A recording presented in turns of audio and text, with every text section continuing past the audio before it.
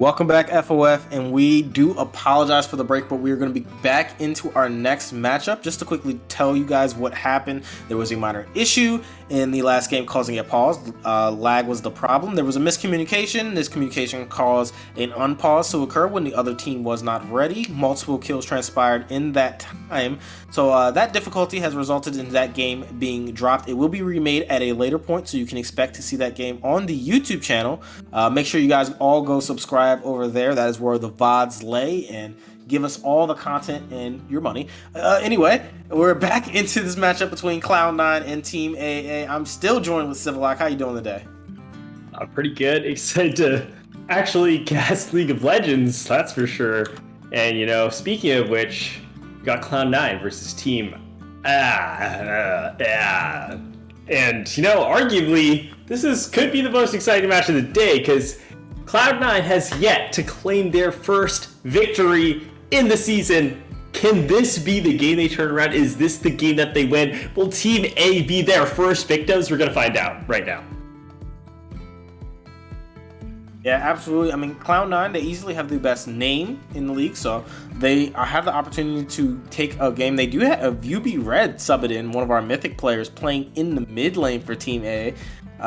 What do you think about that? How has Red been doing this season, and what do you think about his transition? Because he's kind of hopped around to multiple roles in his FOF tenure. Yeah, you know, he's been a mid laner and AD carry, and now top lane for UB, and I think he's definitely had the most success in the top lane. He's had a few pretty good teammates, though, on UB, to be fair. A few of them are pretty good. I heard the mid laner is pretty solid. But, you know, mid lane, I think Red has... I will say this, Red is good at League of Legends. He's good at Summoner's Rift. He has good macro sense. Sometimes he gets a little too excited about his builds, and with mid lane mages having a lot of options available to them, I think sometimes Red's biggest enemy is his own purchasing power, and he ends up with a little bit of a funky build. But, you know, if he fixes that problem today, I think he'll be fine. Yeah, absolutely. I mean, his champion pool, being a top laner, solo laners always have pools that can transfer over. I'm sure he can play some of the meta picks. I mean, I don't expect him to be playing like Orianna, Syndra. This is definitely going to be a bit spicy what's going to come out, and he already knows what he's going to be laning against, because with Rakan being drafted over, that Annie is sure in a solo lane, and it's most likely going to be going to Gunza. So interesting decision. If this is the Heimerdinger, that would be a different matchup, something we're not used to seeing. I don't expect that Heimerdinger to be locked in, but you know, already I'm a little bit nervous here for Cloud9. I'm a Cloud9 fan as much as anyone else is. I want to see them get that W, but overall they're not inspiring a lot of confidence because they've already failed the literacy check, picking the freshly nerfed Sivir, and it's matched by the freshly buffed Misfortune from Team A. So overall, I'm already not really feeling it for Cloud9. I mean, from what I've seen so far, I mean, Sivir and Rakan have had decent synergy for a long time. This lane matchup should be very easy to execute, because at least until level 6, when that ultimate can come through for the Rel, it's going to be very difficult to CC up the Sivir with that spell shield that can block the really telegraphed knockup of the Rel. So Cloud9 have some decent options, Sivir being best AD carry on patch. Now, whether or not she can navigate the lane into the lane Valley of Misfortune is going to remain to be seen, but MXL has a lot on his plate. He's going to have to punish the Sivir in lane and really navigate the team fights and not get flashed on by Annie, because, you know, he's going to be the main target of the team fight so far. Okay. Maybe the best AD carry on last patch. I'm really not feeling Sivir on this patch. I mean, there's some room for interpretation here, but initial win rate data speaks pretty poorly for Sivir. She's been averaging about a 48% win rate, 49% win rate on this current live patch post nerf. So I don't think she's nearly the power pick that she was before. You can still justify it by drafting like a really short range comp that likes the movement speed from Sivir Ultimate, but you don't get nearly the same payoff as you were getting before. And Team A, they slammed the Udyr. Okay. Yeah, I've been praying for this. You know, Udyr is such an interesting champion. A big stat stick still, but one of his new changes in his kit with his stun making him being unstoppable if he empowers it, and all the different options he still has. The 4 different abilities, and no ultimate did kind of remain as part of his kit, and I think Riot did a fantastic job of changing him in a way that still makes him interesting. And speaking of interesting champions, another champion that was just on the buff list is the Camille, and the buff was to her most impactful ability, which was her E hook shot. Yeah, she gets a little bit of extra damage, and look for those kill windows. So I really like that Camille. You know, I made fun of Cloud9 for picking freshly nerfed Sivir, but maybe they do read the patch notes, because Camille did get buffed. So I like that, especially into Udyr, if that's Udyr top. And Camille has a really good game plan against Udyr. You can take those short trades. And you can disengage the Udyr Storm reactivation with double R using your hookshot, and then hop back in after it's timed out. And it's actually going to be Teemo hovered. I'm still not convinced that this is Udyr jungle. It could go top lane, so we'll see if this is a little bit of a mental warfare from Team A. They're hovering top laners, and Fiora is a signature pick for Jaffe. A great pick. Oh, and this is spicy. This is what we like. It is Udyr jungle. Jaffe on his signature last pick counter pick Fiora. I don't know. I'm a little worried here for Cloud9. I feel like they have given Team A exactly the tools that they were looking for. Oh, but you know, if nothing happens in this game, this is skills check top laners. This is a matchup we are going to be very excited to see. Jaffe being he is a very good laner, very mechanically strong, and the Camille versus Fiora matchup is very swingy depending on how those early kills, how that early lane transpires. So we're going to need to watch closely to see if any kills happen early, which top laner gets an advantage, because the snowball is extremely fast and furious thereafter. And speaking of that, Jawa has chosen to go for that ignite to get that extra laning power to hopefully get an advantage over the Fiora in the early stages. Yeah, something that I think is really interesting is Jaffe's opted into the Grasp, which I actually really like. I'm a big fan of this on Fiora. Like, sure, you can take Conquer, but I think instead of going for those extended all-ins, I think getting those short grass trades is going to be a higher EV game plan, especially against Camille. You can bait out her passive shield, wait it out, and just get that chip damage and bully her out of the lane. So I really like the kind of interpretation of the matchup, taking grass in those short trades. Yeah, I mean, Grasp is just such a powerful rune for Fiora. She's one of the best proccers of it. It synergizes very well with her passive in general. So not choosing to go for the Conquer does weaken her ability in those extended trades. So when you're going for an all-in, if Camille procs her Conquer, that does give her an advantage. But those short poke-heavy trades, especially since you do try to play around the adaptive defensive passive from the Camille, it's definitely a very smart choice. And I think it's going to give Jaffe a lot of options for how he's going to navigate the early lane. Yeah, we can focus a little more on this top lane matchup too, and I'm thinking a little bit about the mind game that we have with the hookshot, which is one of Camille's best spells, against the repost from Jaffe. And I think Jawa may actually, you might even want to miss your hookshot on purpose to bait out the repost. But then once you do that the first time, you get this kind of mind games like, is Jawa actually going to stun me, or is this a bluff? You know, and then that's when it gets really spicy. Yet unable to get the passives on the strike though, so the healing didn't come through. So that's one trade for the side of Jawa, as the auto attack didn't come through for Jawa, so he hasn't gotten the adaptive defensives off. So this is the real small intricacies of this matchup that kind of makes it very difficult to play. And you got to always be on the watch. As level 2 advantage is going to give Music Boy and throw Meeps that advantage in the early lane, which is surprising. He's not playing hard.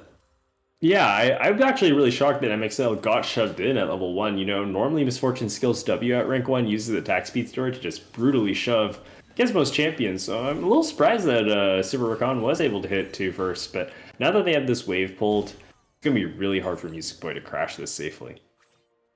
Yeah, absolutely. Going to need to be very safe. The junglers are pathing towards that top side, so that does give these bot laners a lot of room to work in the early lane. Not very aggressive lanes that we've been seeing, unless NXL chose to be really heavy on the trading, as Cheeky Blinders is going to be the first one in the top lane. Q's going to be there. Stun's going to get reposted, so that's going to be the stun follow-up. And now the axes are coming through. Jaffe forced to flash away. Cooldown burn, so good gank on the side of Cheeky Blinders getting that out. And he's still going to be able to rotate down to this crab and be there first, where he does have his smite available to secure it. A little surprised that Jawa and Cheeky Blinders did not commit their summoner spells. I feel like if Ignite Ghost goes through, they convert that kill, but Jaffe does still have teleport available, will survive. And hold that thought, bottom lane is going really hard here, Found. Yeah, fight on coming on. Stun's gonna land from the rail. Rare Adam getting a good trade on that one. The stun from the rail is very impactful to land and got 2 man on it. So good engage, but this lane is, as we've seen from all of these melee supports, you kind of have to all in consistently to maintain wave state and wave advantage. Not a lot of room to work on that end. So it's gonna be very interesting to see whether or not Rare Adam's gonna continuously find these trades on to Music Boy, or whether he's going to be able to sustain himself. With Cheeky Blinder's going to get stunned up. Level advantage for the side of XT. He's continuously trace down. Ghost is pop, but just not enough, as just smacked down by the Udyr in the 1v1 in the jungle.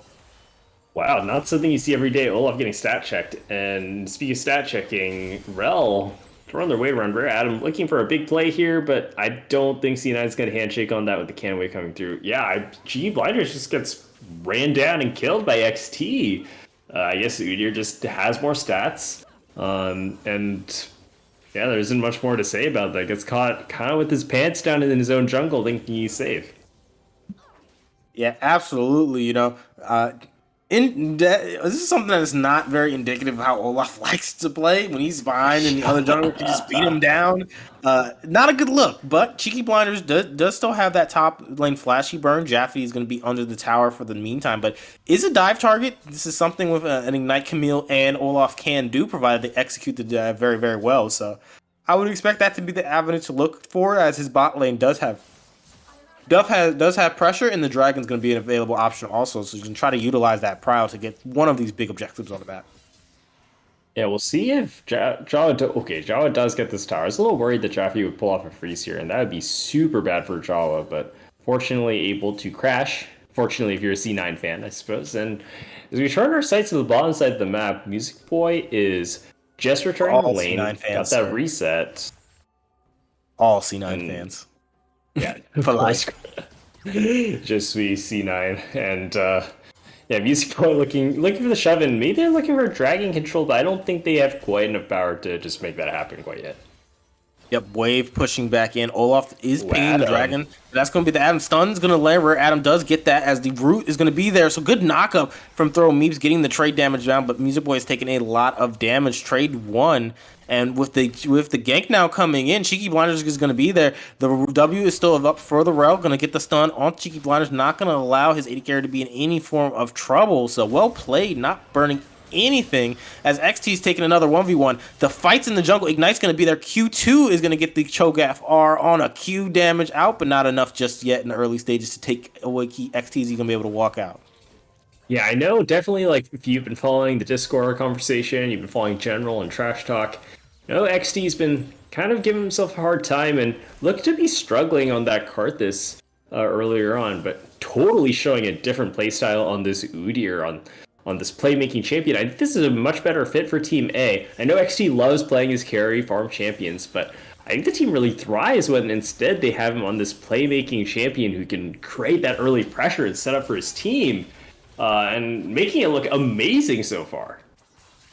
Absolutely, and Jawa's taking a bunch of damage onto the tower. Teleport's available for both these top laners, so he's going to be forced to base and come back. But good trading on the side of Jaffe to get back lane control after he burned Flash level 1, and he's still down that impactful summoner. Is he going to get the cannon? Ooh, that was a close one. But yeah, just really well played early laning stages, and Jawa's not able to take advantage of the summoner spell advantage. Yeah, C9 is committing their power into the bottom side of the map. That's how they're able to secure that first dragon. So Jawa being left a little bit on his own, but it's not for naught to have that early dragon, especially the Hextech dragon, which gives great early game stats, flat ability haste, and flat attack speed, useful on pretty much every single character in the game. So everyone more than happy to have those boatloads of stats. Stats. Absolutely. Very on brand for what Olaf likes to do. Whenever you see Olaf in the game, you expect the dragon stacking, you expect the priority in the bot lane. Good on Music Boy and Throw Meeps to maintain lane control in a matchup where they really have no business doing so. I mean, other than the fact that the Rare Adam has a very difficult time consistently finding all-in angles, which is very important for Rel. This gives a lot of room to work, and Cheeky Blinders, even though he got solo killed in the jungle, he has gotten that first objective. His Q2 is going to land for Jawa. The riposte's not going to be there in time. See how much damage it's doing already, though. Something we haven't really talked about this game, is it's been pretty quiet, is that if you take a look in mid lane, UB Red is currently leading Gonza in farm by almost 30 CS and is about to initiate a freeze. So it hasn't really spilled over the rest of the map yet, but this Victor is going to be terrifying and Gonza's incredibly weak. Yeah, Jaft's going to be in trouble. Repose is going to be there. Not going to land the stun, however, because it was not close enough. The stun didn't land for Jawa, so you don't get the stun in return. But yeah, I get exactly what you're talking about. As we'll find out in just a second. Cheeky Blinder is going to be in trouble. Ultimate's going to be available. Stun's not going to land. Going to be able to walk it out. Blast Cone's going to be there too. Not going to choose to go for it yet. The chase is still on. XD got Ghost Pop, stun in all the Shroud. It does not have enough damage. Cheeky Blinder's just still trying to make it out. Choosing not to go back under the towers. Where Adam's going to flash on him and grab it. Double buffs for the Rel. Wow, a little disrespectful there. I think Olaf could have kept walking, but Cheeky Blinders get a little too cheeky, and Adam scoops up that double buffs, secures the Herald. A great roam timing coming out of Adam, recognizing that Herald has spawned. It looks like C9 does not respect the possibility of a support roam. Team A, they get the 3v2 on the top side of the map. It's an easy Herald conversion, and they're going to look to brutally snowball the game. They have pressure in mid, they have pressure on top. They can drop this Herald anywhere they like. Yeah, and MXL is going to be in a bit of trouble. Bot side, Stun's going to be available. Root's going to be cleansed, has already come out. Stun hasn't come through just yet. The knock up Grand Entrance is going to follow. Flash forced off of MXL. So good play on the bot side, staying a little bit too long on MXL on the wave. After Throw Meeps did return after sort of half roaming to top side, trying to decide if they were going to fight for the Rift Herald or not. But with that Summoner spell burn, there's going to be some plates going over to Music Boy, and he's going to need to be a big carry. So good on them to get this gold over, as that's a lot of minions that's going to be crashing in tower thanks to Sivir's interesting wave clear. That is very unskilled, but very useful for the champion and how she wants to play the matchup. Yeah, you know, Epic still is, but what cost? Maybe hold that thought as XT. No, he's sliding out of there. But man, Udyr Storm is a crazy spell. I think people have really caught on that Awakened R is just a bonkers good. Like, imagine getting a Victor Chaos Storm that slows you every 30 seconds. Kind of good. Yeah, absolutely. And I mean, we're not going to give a lot of credit because Red is a sub. He's a mythic player playing in Heroic. I mean, he's blasting mid lane right now. This is not even close. Gonza's struggling a lot. And those lasers are just consistently landing exactly where they need to be. Herald's going to be spawning. So this is more gold into the back pocket of Red. As Stun's going to land, but you're still walking forward on the Olaf. And Cheeky Blinders doesn't have enough, giving the kill over to Red. It's the double storm combo. Both Victor and Udyr R's come out, and yeah, Cheeky Blinders just gets cooked alive underneath the Soda Tower. It's honestly kind of sad to watch. He just walked around and died. It's a rough one, buddy. Yeah, absolutely. People have forgotten. I mean, Victor has fallen out of the meta a little bit because of his scaling is not the best. He's still very vulnerable in the mid game, and Azir being a big counter to him is one of the champions that have been keeping him out. But I mean, Victor still is an extremely strong laner, and I consider him a skill check for mid lane players. Whether or not you can play lane into Victor, how do you manage the waves? Do you get punished by constant poke? How you do it? As this Music Boy in trouble, Flash is going to be forced out already. Now the stun's going to be there. Double charm landing. Grand Interest hasn't come through just yet. Autos are going to be there to follow up. MXL is going to get knocked up and knocked down as Music Bill is going to grab the first kill. Chase is on. The stun is going to get Rel away. Going to use her jump to be safe, but a 2v2 coup grabbed. C9 getting a little bit of advantages back because they're going to go for their second dragon. And Ultimate's available from Gunza, so this is going to make Red be a little cautious about how he walks in. Very low HP. Stun's going to be flashed away from Red's not going to get it, and Meeps is going to be the first one to get away. Now the R from Udyr is going to keep him low HP. Dragon half HP so far. Red's playing on the backline, poking, trying to find the damage in. Smite's going to be close, as it's going to be grabbed up by Cheeky Blinders. Now it's going to be, can they get out? Cheeky Blinders forced to ultimate away. The stun is going to be knocked up where Adams is going to drop. Now the Ignite's on Music Boy. He's ticking, and Shield's going to keep him barely alive, but the last laser's going to grab it. As Red's going to grab a double kill, 3-0 already on the Victor, but Dragon grabbed on the side of C9. Yeah, C9 gets Dragon, but at what cost? It looks like it's starting out great because MXL pays with his life for using those summoner spells early. He gets brutally deleted. But when C9 turns their sights to Dragon, they're just getting lasered out by Red. Gonza looks like he has the pick onto Red with that Tibbers, but unfortunately does not input buffer that stun, and it means that Tibbers just gets counterflashed by Red, and the laser pro keeps coming through. you get 2 dragons, you have soul win condition, but will you ever be able to take another dragon against this 3-0 Victor who's up 50 CS? I don't know Oh, about that. Jawa's going in. Hook shots down. A lot of damage is going to follow up. Stun's going to land from the side of the rail. Autos are coming through. Jawa does not have enough in the tank, does not have autos to stay alive as Jaffe's going to grab it. Support roam top yet again, and another kill picked up. Rare Adam has been everywhere on the map this game. Yeah, Rare Adam making a big splash on the map, not really playing through bottom lane, instead just letting MXL farm, and I think this can be an okay read. It's tough for Sivir to really force something early on in the laning phase. MXL, yeah, just gotta commit bullet time. Get that wave out of here, and that's just time that Rare Adam can spend impacting the top side. Yeah, Poor very Cheeky smart on Blinders, MXL. Wasn't sure where Cheeky Blinders was. Didn't want to get dived. Blue buff's going to be grabbed up by this Olaf, or is it? XT's really close, so this could be a smite fight, and Blue buff is quite low. Cheeky Blinders is going to choose to give it away. Doesn't want to fight, since Rare Adam is still topside, just pitching a tent. The 2v1 kill is unavailable. So this is a good rotation and punishment, as that's the tower going to be going down for the side of the red team. C9 grabbing it, but this is a lot of pressure on this top side that's been consistently choking out the map. As the root is going to land, Charm is going to be there on red. He has no flash available. Grand Interest is going to follow up. Now Sivir's forced to back away. Music Boy is going to be in a bit of trouble. The stun's landing. All the damage is coming through. Good tipper, but not enough, as the kill is going to be the first one to go through. The backliners are going to be dying next. And 1 kill already for Cheeky Blinders, dying again. He just goes in instantly, gets one shot. Red is putting up so much damage. It's so funny to watch Udyr and Victor, like XT and Red, just they slap down their ultimates, and the storm is just storms everywhere, red circles everywhere. But man, I feel so bad for Cheeky Blinders. Like, Cheeky Blinders did have that one misplay early and get solo killed by XT, but they keep dying. Is it not all of it's their fault? It's easy to look at the score and be like, Cheeky Blinders just don't die, Omega lol, but top lane has been pressured. Mid lane has been getting destroyed. Gonza just doesn't have the ability to collapse against the Victor wave clear. And Rare Adam has just clapped Cheeky Blinders every time he goes topside. Like, that must be so annoying as a jungler. It just feels like you're being 2v1 constantly when there's this map imbalance like that. So I mean, this is basically a 6K gold lead at this point. So yeah, I mean, you're getting what you expect. Both solo laners won their lanes.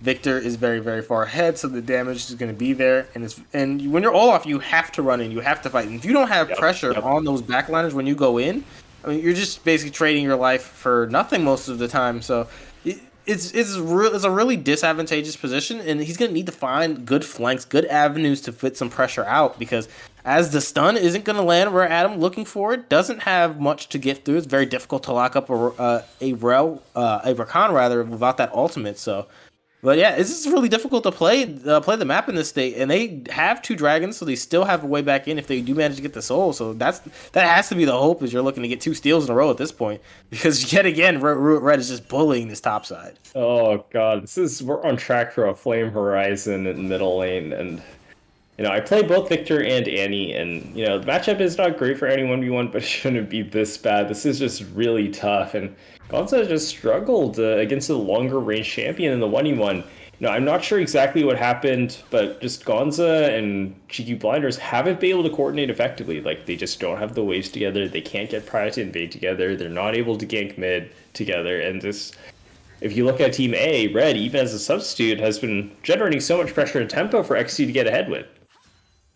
Yeah, and this is really just descriptive on. I think Annie was one of the champions that was hurt by the durability patch the most.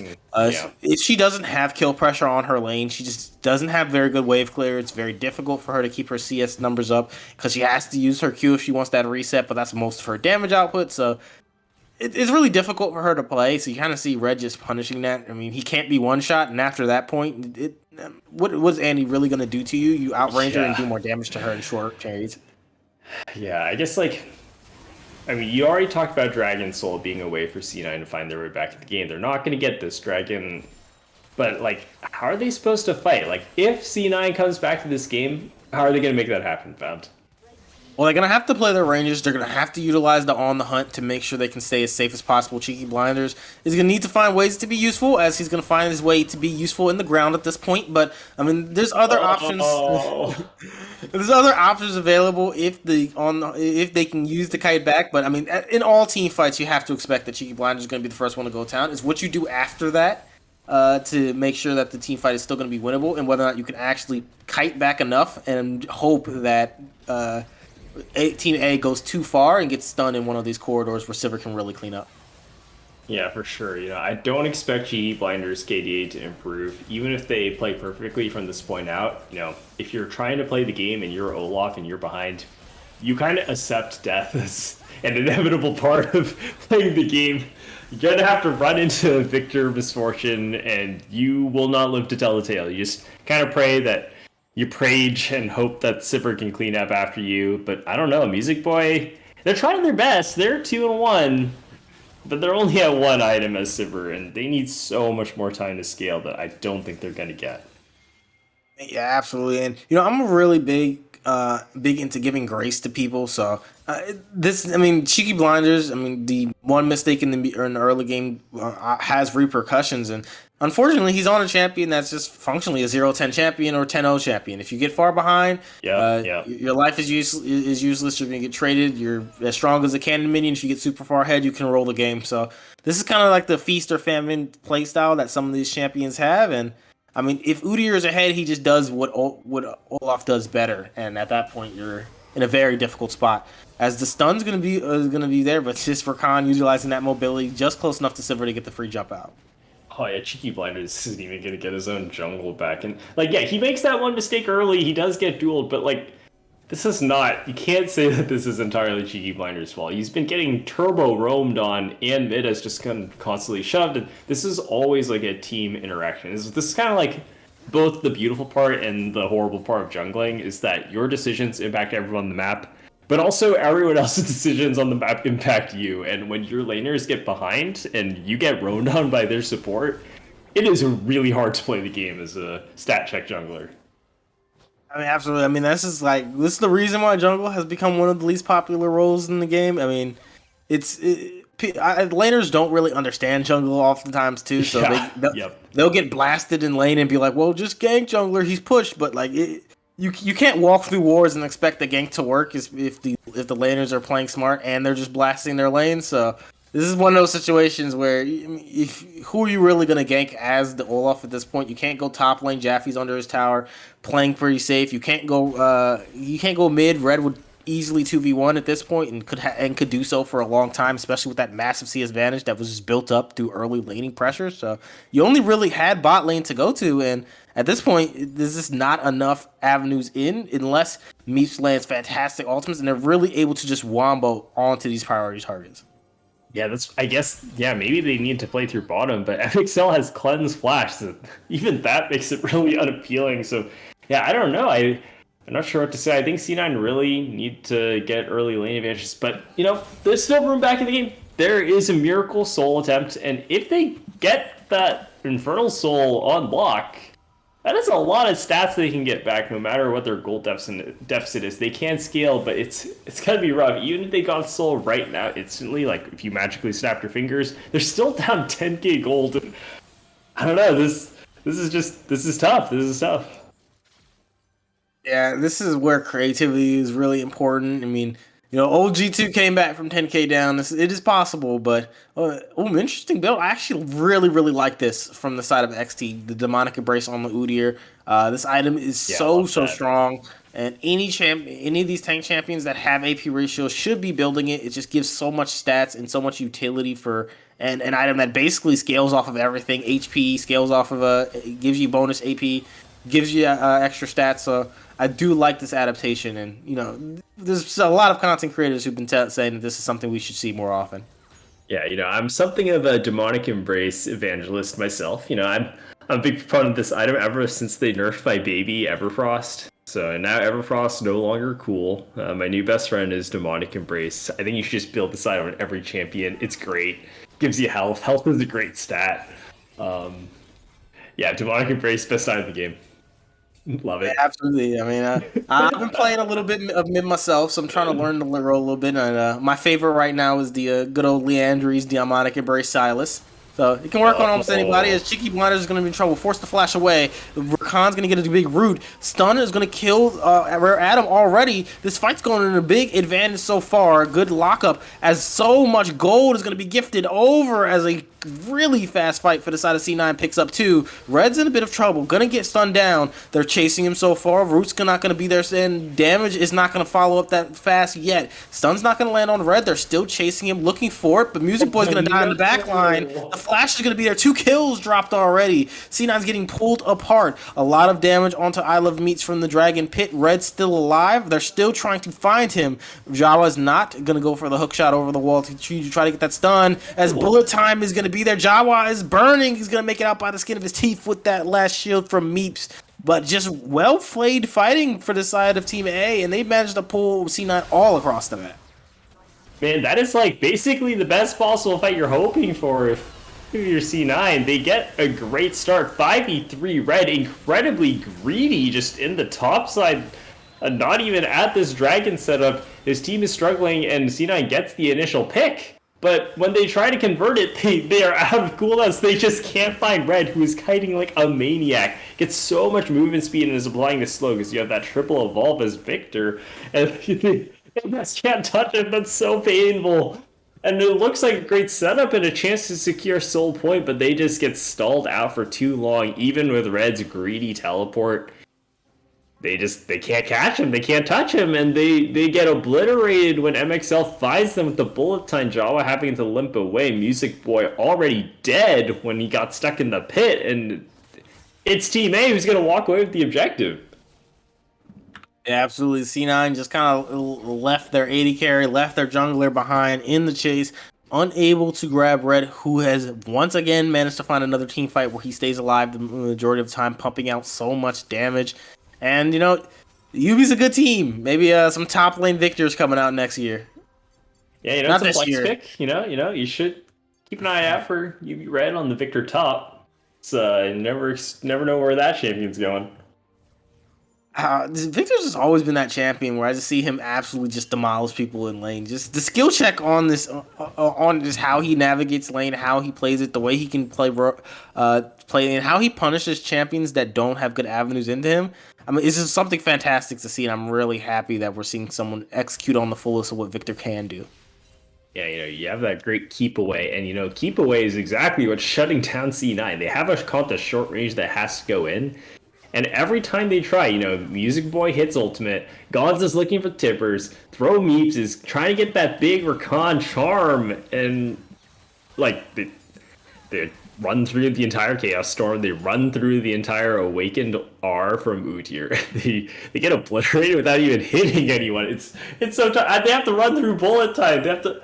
Oh my god, it's terrible. There's just Team A, they set up the giant zone of like, you can't walk here, and C9 has to call it that must walk places. They get cooked alive. Yeah, and C9 is a smart team. I'm sure they know that the Wombo is going to be their main attitude, and so it's so hard to fight when that's your win condition. It's the reason why we haven't seen Wombo combo composition since basically season 1. It's praying that everything goes perfectly, as Jaffe's going to be in a bit of trouble. Locked up by Jawa. Root's going to land, and this is a shutdown already. Grabbed by the Rakan. The fight's going to be on, and the ultimate's coming through. That's a big bullet time available, but not utilized just yet. Red's going to grab one. Gonza's going to find his way out, but is not going to be able to live any much longer. Double kill already. Is this going to be the triple kill? Is he going to keep going? Not going to try to go for the quadra or the penta, but 3 kills picked up for the Victor, who's 7-0 and on a tear so far, as they're going to go for Baron. Yeah, shout out to Tactician Mark in the chat, because that was a little bit of a deja vu. Might have been in that place before. We see C9 running in.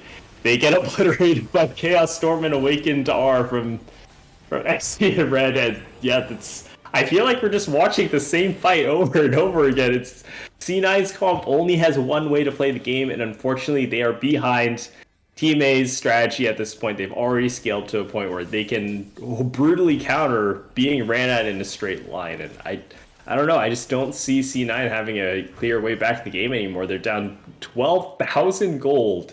They're far, far away from any chance of securing a Dragon Soul, and I think it's just too little too late at this point. Yeah, I mean, this is kind of a demonstration of they haven't given up hope. They're still trying to find avenues into the game. They're going to keep fighting until they can find something in. And this is really what you have to do when you get this far behind. You're forced to fight. You're forced to try to find any bit of scraps on the map that you can.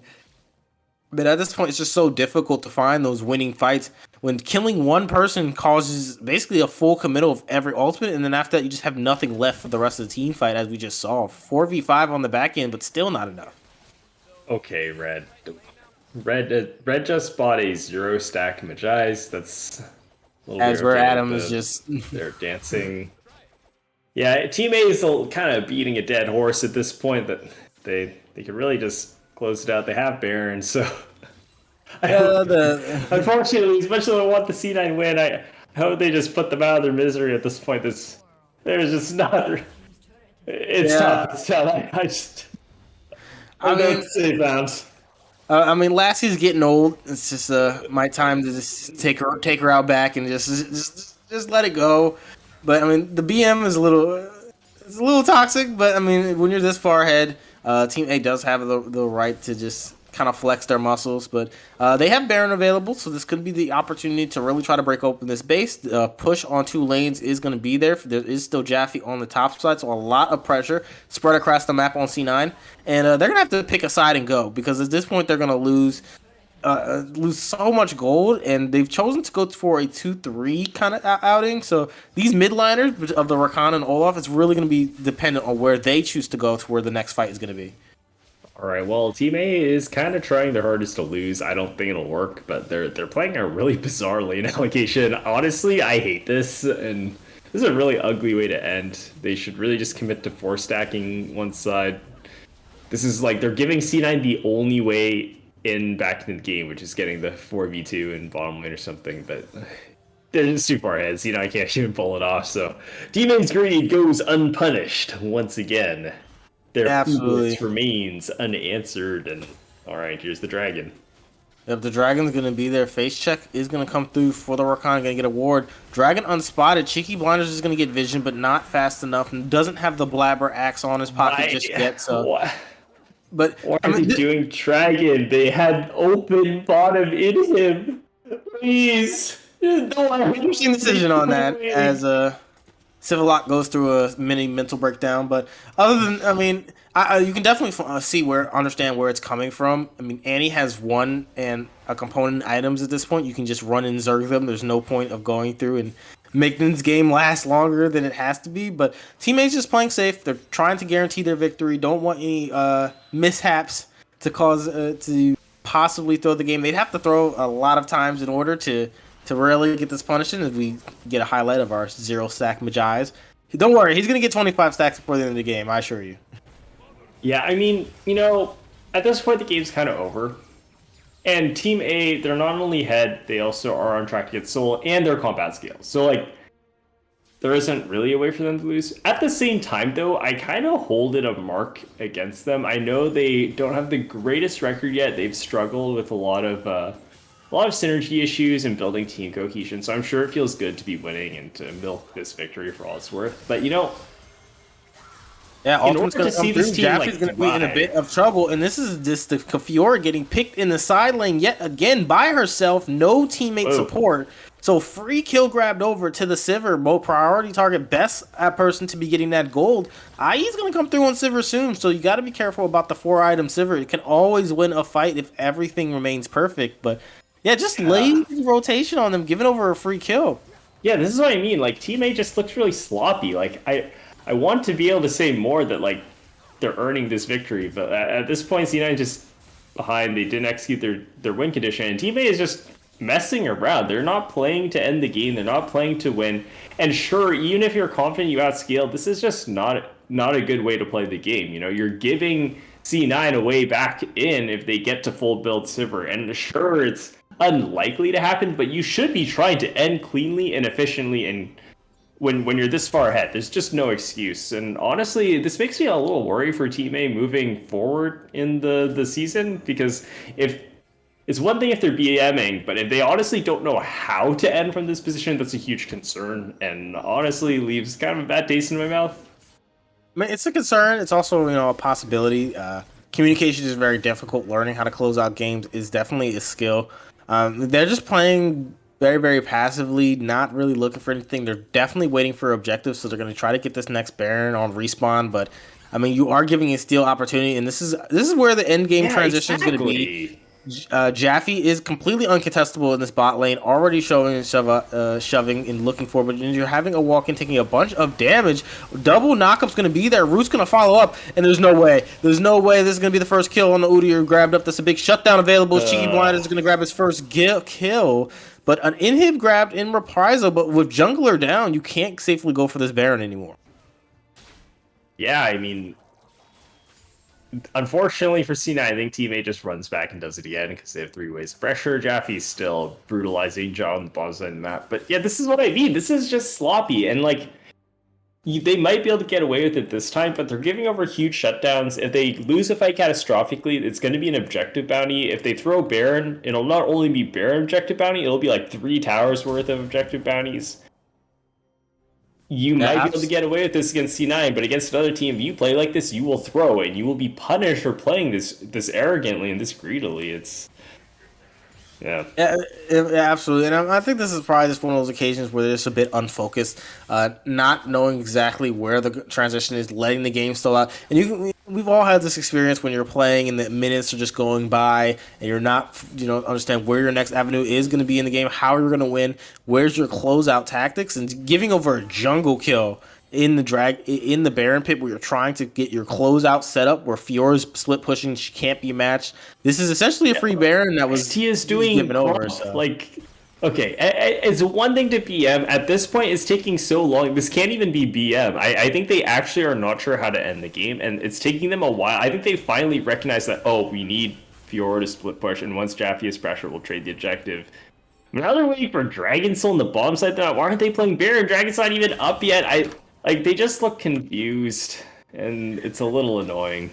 Oh, Civillock's upset. I get it. I feel you. I mean, the feeling is just mutual. I'm trying to, we're trying to keep it light, but this is something that it's not super pleasant to see. It can be kind of difficult to watch, especially when it's 10,000 gold advantage. It really shouldn't be as difficult as it is, and it should probably not going to be any further, as 2 kills are going to drop instantly. Bullet time's going to be there. Jaffe's on the bot side, taking the towers, is going to end the game by himself. Gonza's forced to run back. Ultimate's going to be used. Grand Challenge is not going to allow him to get those picks. So Soul is going to go over. Infernal Soul is grabbed. So the next objective is going to be that Baron, is they're going to be able to collect up that up for free. Or they're going to have the option to look for the end, but I do see a base on Rare Adam. He's very low. Ultimate's going to come in. Zhao, he's trying to find his 1v1. Q2's going to grab it. A bunch of damage onto this Fiora. She's going to get 1v1 by a 2-level down carry. All right, well, this is just outplayed. This is dirty. This is repost. He doesn't have ultimate, gets counter-ulted, and Jaffe gets absolutely clapped. Yeah, not much more to say about that one. But Team A, they have Infernal Dragon. They can just do Baron. Okay, they're gonna get Infernal Soul. They're gonna get Baron. Surely they can end the game this time. I mean, credit to C9 Jawa though. That is just outplaying the 1v1. Clip that one. Clip it and tag Jaffe, because Yeah. I mean, that on Jaffe's part, not good about this game. Like, honestly, this is a VOD review worthy game from Team A. Come on, it should not take this long to close out. And I'm worried because Team A is a team that struggled with coordination. They struggled with mental. You get that tilt. You have that communication breakdown on your team. And you're not going to fix that issue by taking forever to end. Stun's going to land a bunch of damage onto Rare Adam. It's actually a little interesting since we do have one of your teammates on here. I mean, as experienced as Red is, I've talked to this man. I know how he thinks about the game. Like, Red is a player that I know for a fact knows better. So I'm just wondering where this is coming from this game. I know he's a sub, so maybe his mentality is a little different. Like, your mentality as a sub is always like not exactly. Obviously, you don't want to lose, but it's different. It's different. It's definitely don't rock the boat. Just let them do what they typically do, and you're just like filling the body. Shout out to Red Smidgey's purchase, currently at 4 stacks. Great purchase, Red. Awesome build. Love it. I mean, here's a chance to get for 24. Oh, here we go. Fights on. Cheeky Blinders going in. Big Gore Drinker. Not enough damage to come through. Solo kill on Jajawa on the back line. Dead already. Bread's going to grab one kill. That's going to be the second one grabbing as Gonza is going to be forced to die. Flash is going to come through. Ghost is going to be there. XT is just chasing everybody down. But the blast cones are in sequential order. Music Boy's too fast with the all in the hunt. And now this is going to be opportunity to end. UB Red is already in the base. Look at the damage on those towers. It's coming out. He has so much AP, 10 stacks on the Magi, so finally getting some extra stackage on, but this is where I expect the game to end as they're going back to catch the wave. Inhibitor's gone, but they're going to choose to pack out. Oh, lordy. I mean, honestly, even if the result goes the way we expect, like this is concerning if you're a Team A fan. Like they are against the 06 last place team in the league, and they have not shown that they can play a strong macro game and close out cleanly. So, I mean, they have 3 inhibitors now. So, I mean, if there's ever a time, okay, 2. They have 2. Like they the bottom one respawn, so that you have 2 inhibitors, like, honestly, no tower, and 1 tower. Just go dive. Has improved my evaluation of C9 because like they got behind early, they were struggling. But no matter how far behind they have been, they've still been playing correctly to their own win condition. Like, they have to play the engage, they have to commit to the fight. And what I really like about C9 is you can tell they're a team that's, like, coordinated and they're a team that trusts each other because they full commit. Even though they're behind, they know that they don't have outs to scale, they don't have outs to play range. So they full send it, even if it looks bad and everyone dies. They full commit to the play. And I actually really respect that a lot. Like, there's some situations as a team when you're behind where you should go for a play that's like 30% chance to win. Because the game state is a 20% chance to win. And 30% is going to be higher than just farming the game out and dying slowly without doing anything. And even if it looks like you're throwing, you know, it's better to lose doing something than to roll over and die guaranteed with no control over the outcome. So I think CNET's a team that, like, even though they're underdog team, they can actually really beat any other team because they have that confidence and conviction as a roster. Up here comes the fight. A bunch of damage onto the one that carries. Victor is going to drop instantly. Red gives over a massive shutdown. Big ultimate from the side of her. Adam going to find 5. All damage is coming to come through. Autos are coming in. MXL is going to use that hourglass he just bought in his inventory to auto stack down the carries. As the game's going to finally be over, Jaffe's trolling. He thought the inhib was the X, but the Nexus is the true goal. As Team A is going to grab their victory. Hard fought. Didn't need to be that way, but they did grab it, so well done on their part for taking this matchup and finally getting that kill on Red. Everybody has died on the side of Team A now. Yeah, I mean, honestly, did anyone win this game? Shout out to Red, who finished the game with 4 Magi stacks. Great purchase, Red. Shout out to the GOAT Bill once again. But yeah, you know, I feel like we learned a lot from both these teams watching this game. And I'm looking forward to see how the narrative shifts for both these teams going into Friday, you know.